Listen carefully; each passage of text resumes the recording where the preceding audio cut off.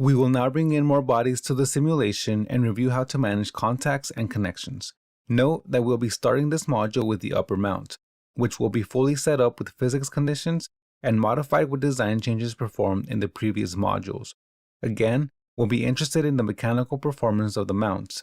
Therefore, we will omit the aircraft structure components and will idealize the engine as a lump force.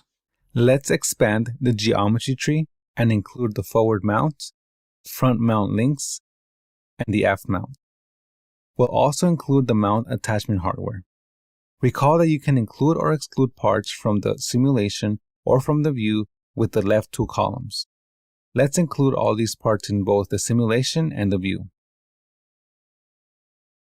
Before beginning the physics setup, we'll need to address a few geometry issues.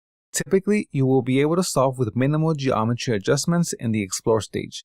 However, it is recommended to address items that could affect the results. Let's start with something that will definitely affect the model.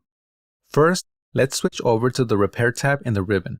Here, you will have plenty of tools to make any needed geometry repairs.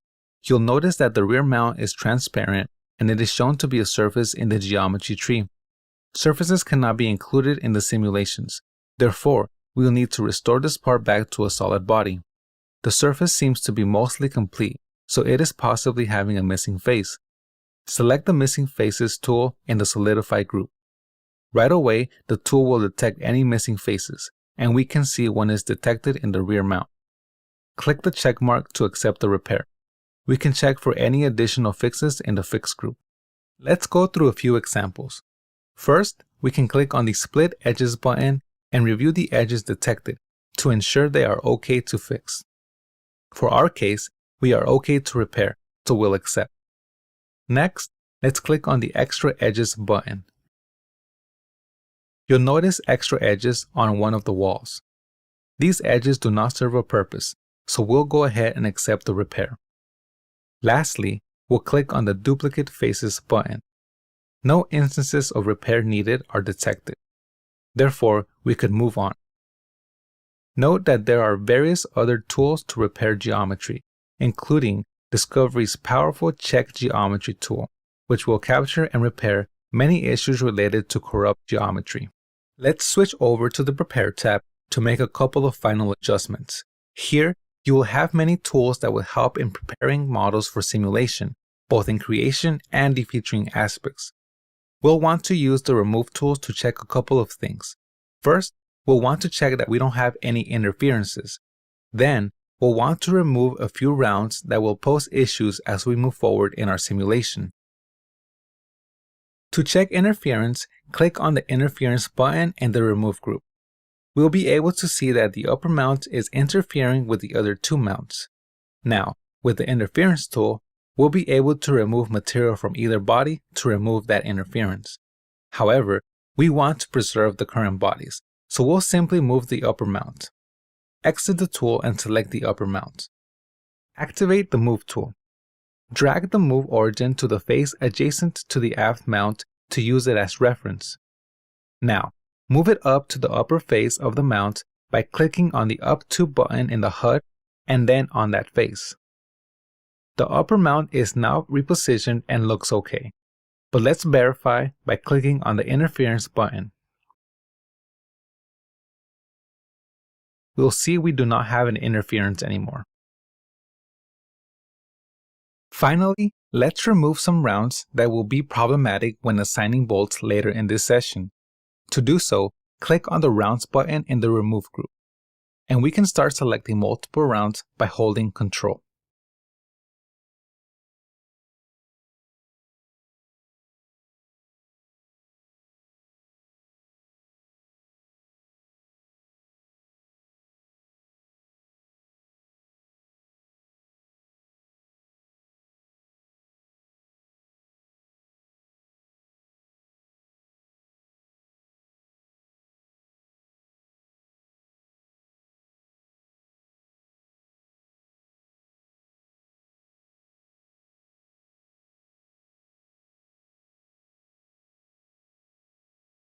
Now that the model has been repaired and prepared, we can begin to set up our physics conditions.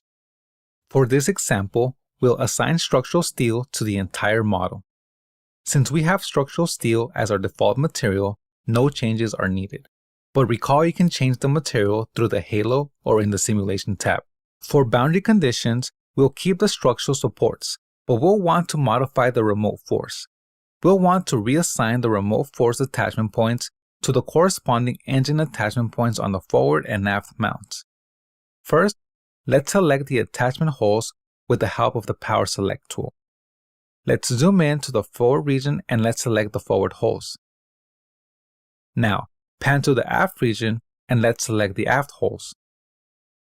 Now, we can open the Power Select tool by clicking its button on the status bar.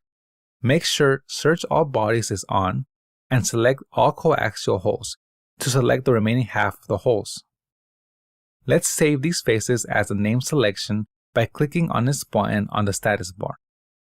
Let's rename the name selection to Load Faces. Finally, we can use this name selection to update our remote force in the physics tree. Simply right-click on the remote force in the physics tree and select Replace Location. Then click on the Load Faces named selection. Click Escape to exit, and now your remote force is updated.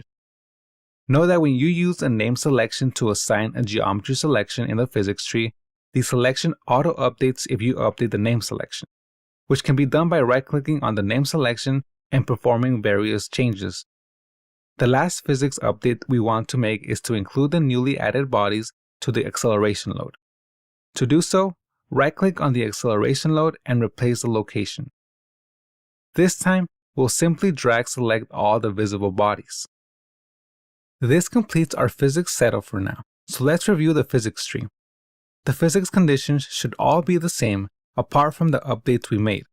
The one thing that will be different than our previous modules will be the addition of bonded contacts.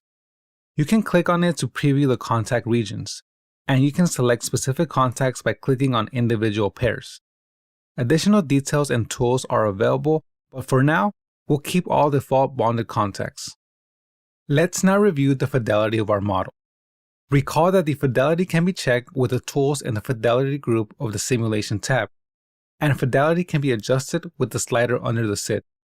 Note that without adjusting our fidelity and using the same hardware specs, our voxel size is bigger than it was for the single part. That is because as our problem grows in size, more voxels are needed and thus the size increases at a specific fidelity level. Let's slide the fidelity level a bit to the right to get better resolution of the problem. Note the voxel size. Now, at this point, we can proceed to solve. But let's assume that we weren't quite content with the current voxel size because now that we have multiple bodies, we'd like for one to be refined, or perhaps it is much smaller than the other bodies.